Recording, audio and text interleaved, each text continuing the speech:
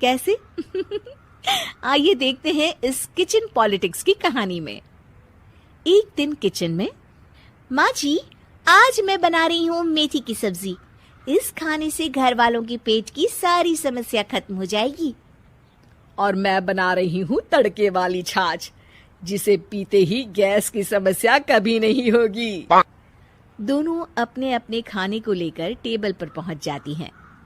तभी सुगंधा के ससुर उसकी बनाई सब्जी की तारीफ कर देते हैं। अरे वाह, मेथी की सब्जी भी बनी है, बड़ी ही स्वादिष्ट है। वाह बहू वाह। अरे बहू, लेकिन इसमें इतनी सारी मेथी बर्बाद करने की क्या जरूरत थी? देखिए माँ जी, ये तो वो मेथी है जो आप रात में भिगोकर सुबह उसका पानी पीती हैं, और जो मेथी फेंक देती हैं उसी से मैंने ये सब्जी बनाई है। अरे वाह बहू, तुमने तो बड़ा ही समझदारी का काम किया। बस अब क्या था, कांता जी का तो मानो ये सुनकर खून ही सूख गया।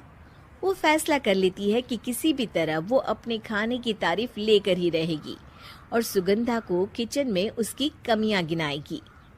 कांता फ्रिज खोलकर देख रही होती है और फिर सुगंधा से कहती है, अरे बहू, ये क्या, पूरा फ्रिज गंदा पड़ा है।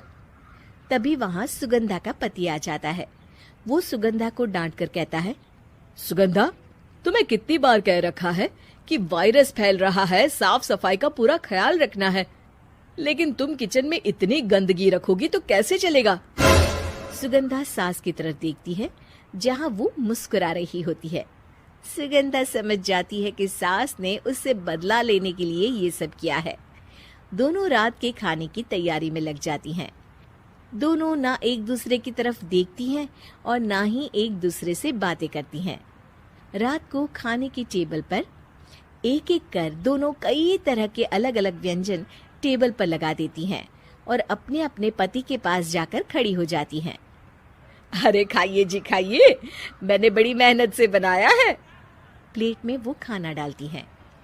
सुगंधा भी दोनों की प्लेट में खाना डालते हुए कहती है, बड़ी ही मेहनत लगी है इस खाने को बनाने में। हाँ, दोनों को ना चाहते हुए भी सारा खाना खाना पड़ता है। कहीं दही तो कहीं मलाई तो कहीं मसाला, और इन सब के बाद दोनों बड़ी ही मुश्किल से अपने कमरे में सोने जाते हैं।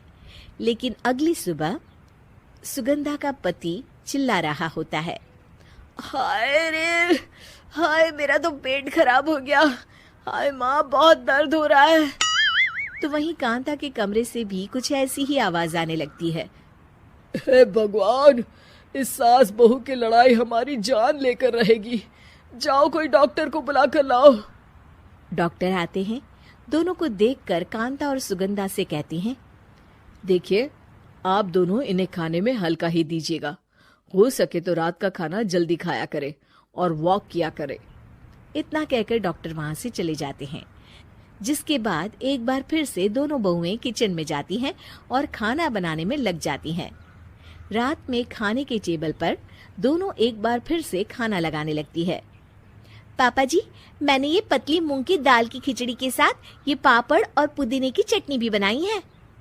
अरे बहू, अभी अभी बेचारे पेट की बीमारी से गुजरे हैं, इतना भारी खाना तो डॉक्टर ने भी मना किया है ना। देखिए, मैंने आप दोनों के लिए सूप बनाया है। और दोनों उन लोगों की प्लेट में खाना डालने लगती हैं। तभी दोनों एक साथ बोल पड़ते हैं, बस करो, हमें माफ करो, हमें नहीं खाना इस घर में ना खिचड़ी और ना ही सूप। हम इंसान हैं, एक वक्त में एक ही खाना खा सकते हैं। बस करो, हमें माफ करो, हमें नहीं खाना इस घर में ना खिचड़ी और ना ही सूप। हम इंसान हैं, एक वक्त में एक ही खाना खा सकते हैं। इतना कहकर वो दोनों वहां से चले जाते हैं। कहानी का अंत। आप लोग उम्मीद कर रहे होंगे कि अंत में सब ठीक हो जाएगा।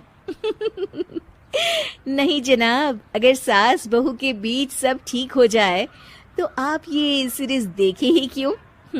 तो मजा लीजिए इस चैनल में सास बहू से जुड़ी कहानियों का।